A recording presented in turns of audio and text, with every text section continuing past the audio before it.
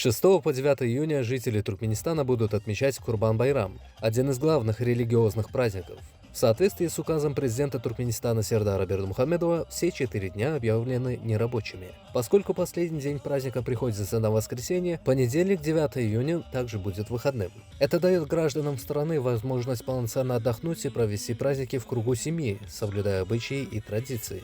Во всех регионах страны проходят праздничные мероприятия, концерты и народные гуляния.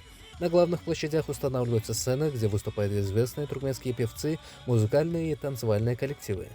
Жители с удовольствием приходят на концерты, слушают живую музыку, танцуют и отдыхают вместе с друзьями и близкими. Также в честь Курбан-Байрама устанавливаются высокие качели, которые пользуются особой популярностью у молодежи.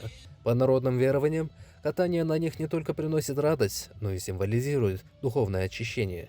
Праздничные дни проходят в теплой атмосфере, люди надевают новую одежду, обмениваются поздравлениями, посещают родственников, готовят национальные блюда, такие как даграма, плов, ярма и чек-тырме.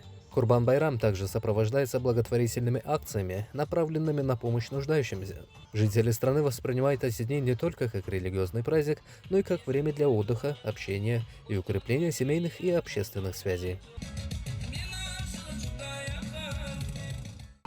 Kurban Bayramı ulu saatlik şonkulu davara bilen devam edip dur.